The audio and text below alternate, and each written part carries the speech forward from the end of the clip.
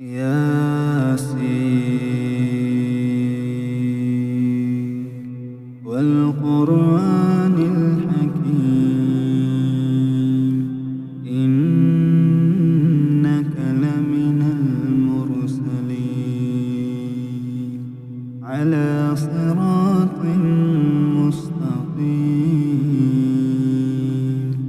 تنزيل العزيز الرحيم لتنذر قوما ما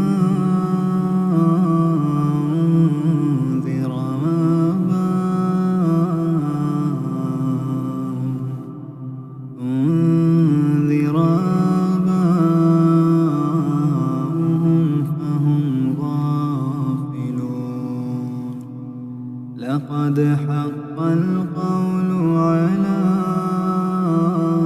أكثرهم فهم لا يؤمنون إنا جعلنا في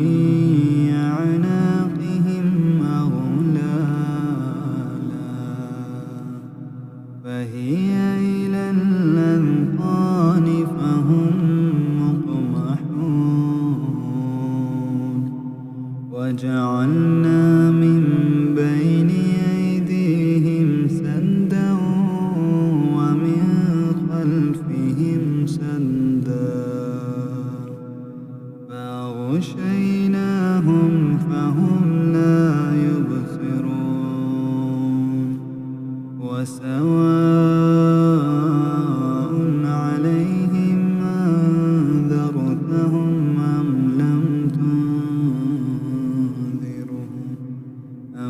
لم تنذرهم لا يؤمنون إنما تنذر من اتبع الذكر وخشي الرحمن بالغيب فبشره بمغفرة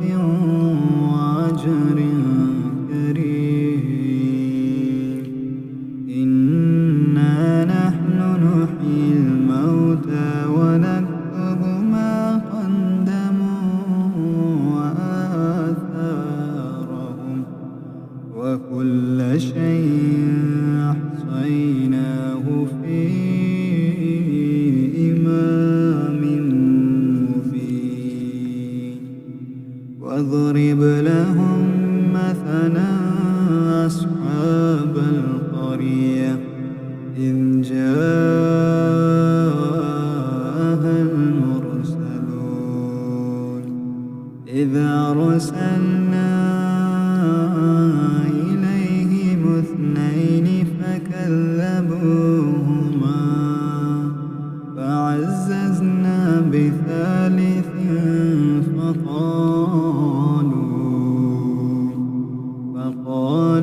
فقالوا إنا إليكم مرسلون قالوا ما أنتم إلا بشر مثلنا وما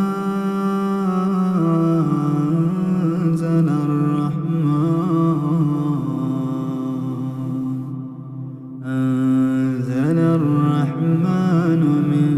شيء إن أنتم إلا تكذبون قالوا ربنا يعلم إنا إليكم لمرسلون وما علينا إلا البلاغ المبين قالوا إنا تطيرنا بكم لئن لم تنتهوا لنرجمنكم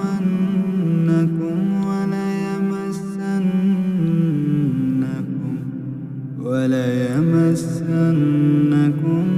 منا عذاب أليم قالوا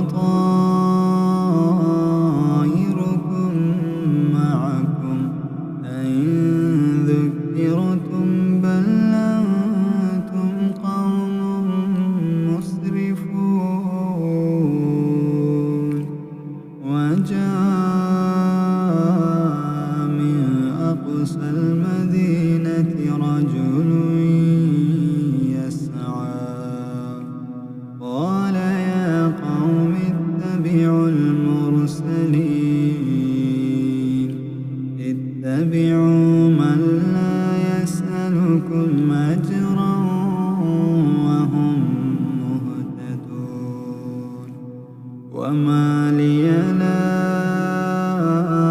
أعبد الذي فطرني وإليه ترجعون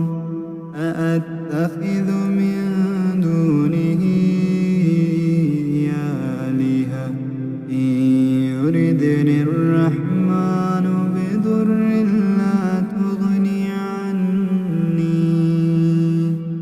لا تغني عني شفاعتهم شيئا ولا ينقذون إني إذا لفي ضلال مبين إني آمنت بربكم فاسمعون قيل ادخل الجنة قال يا ليت قومي يعلمون بما غفر لي ربي وجعلني من المكرمين وما أنزلنا على قومه من بعده من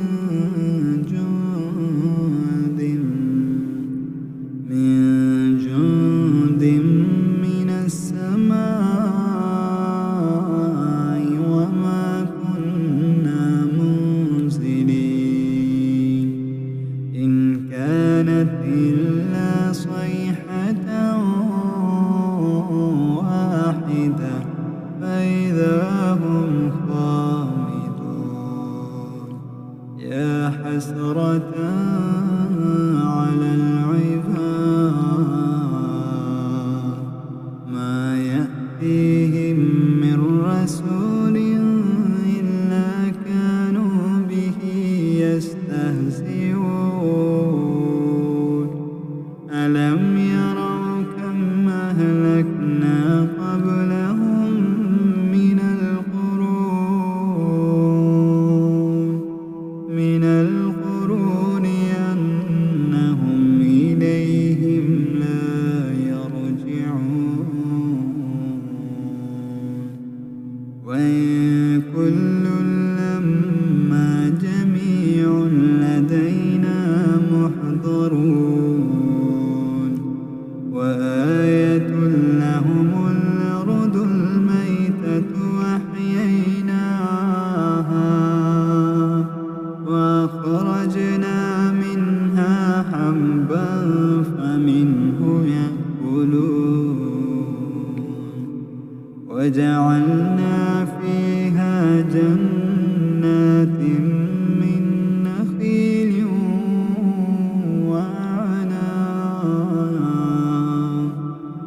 وأعناب وفجرنا فيها من العيون ليأكلوا من ثمره وما عملته أيديهم أفلا يشكرون سبحان الذي خلق الأزواج كلها مما تنبت الأرض ومن أنفسهم ومما لا يعلمون وآية لهم الليل نسلخ منه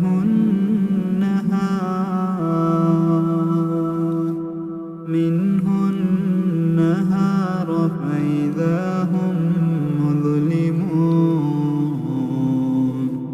والشمس تجري لمستقر لها ذلك تقدير العزيز العليم والقمر قدرناه منازل حتى عاد كالعرجون القديم الشمس ينبغي لها أن تدرك القمر ولا الليل سابق النهار وكل في فلك يسبحون وآية لهم أنا حملنا ذريتهم في الفلك المشحون وخلقنا لهم من مثله ما يركبون وإن نشأ نغرقهم فلا صريخ لهم ولا هم ينقذون إلا رحمة منا ومتاعا إلى حين فإذا قيل لهم اتقوا ما بين أيديكم وما خلفكم لعلكم ترحمون وما تأتيهم من آية من آيات ربهم إلا كانوا عنها معرضين وإذا قيل لهم أنفقوا مما رزقكم الله قال الذين كفروا للذين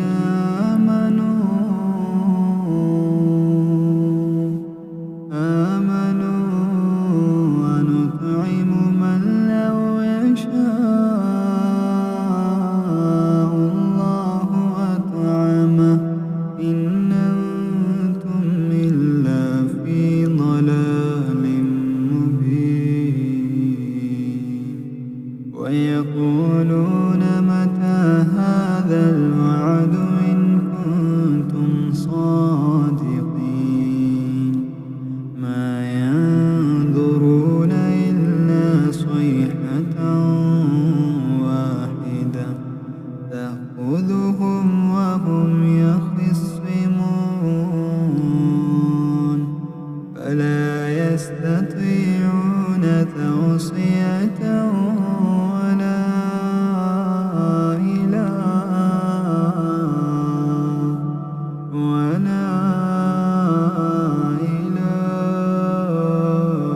أهلهم يرجعون ونفخ في الصور فإذا هم من الأجداث إلى ربهم ينسلون قالوا يا ويلنا من بعثنا من مرقدنا هذا ما وعد الرحمن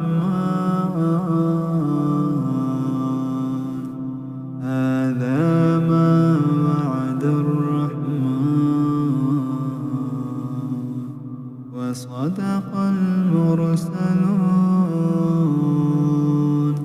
إن كانت إلا صيحة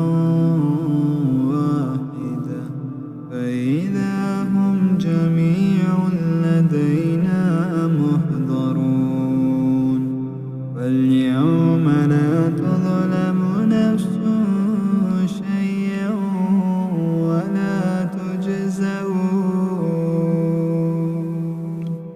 ولا تجزون إلا ما كنتم تعملون إن أصحاب الجنة اليوم في شغل فاكهون هم وأزواجهم في ضلال على الأرائك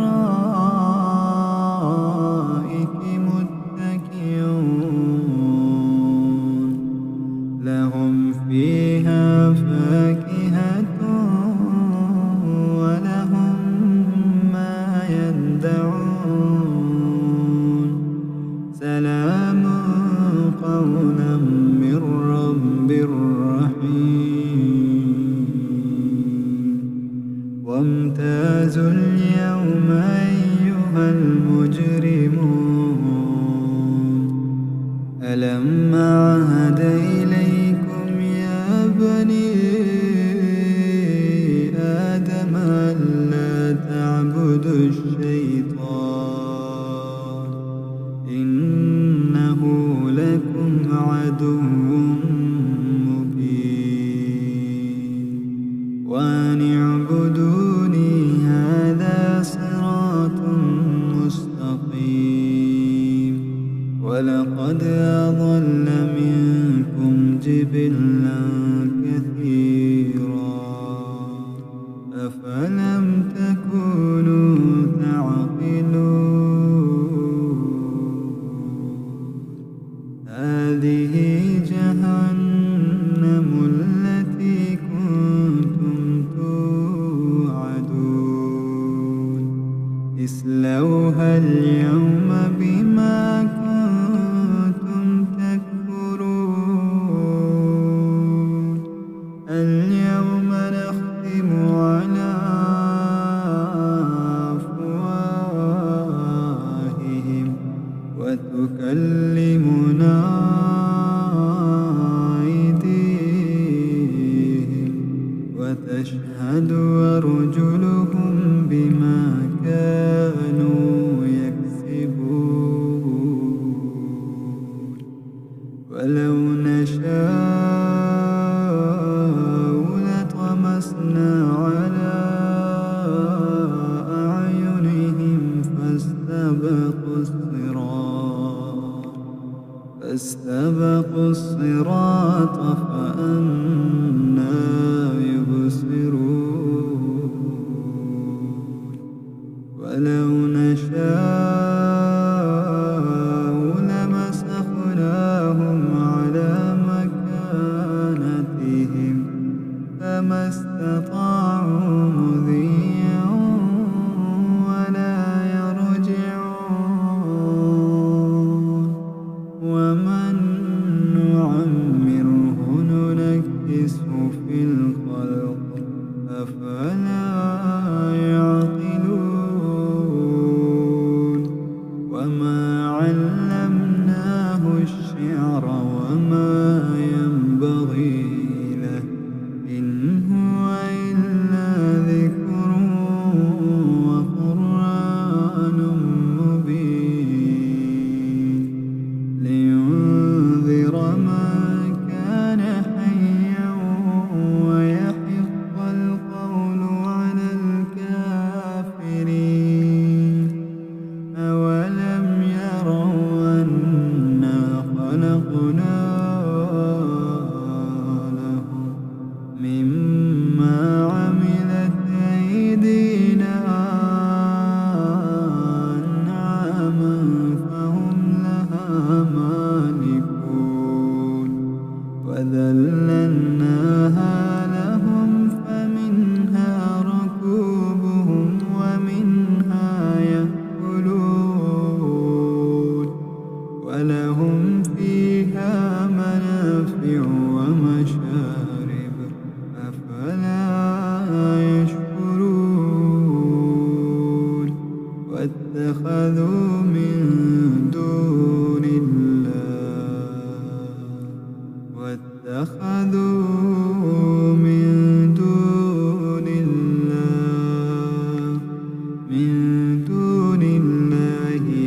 آلهة لعلهم ينصرون لا يستطيعون نصرهم وهم لهم جند محضرون فلا يحزنك قولهم إنا نعلم ما يسرون وما يعلنون أولم يرى الإنسان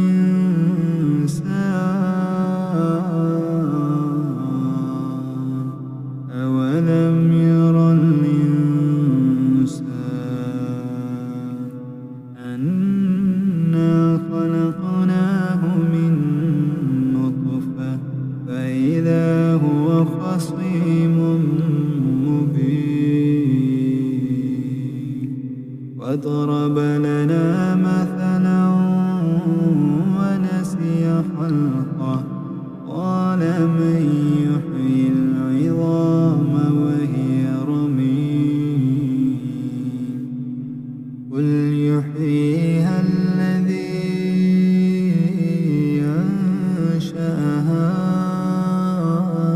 أول مرة وهو بكل خلق عليم الذي جعل لكم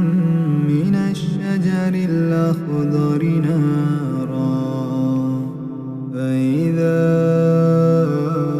أنتم منه توقدون أوليس الذي خلق السماوات والأرض بقادر على أن يخلق مثلهم بلى وهو الخلاق العليم إنما أمره إذا أراد شيئا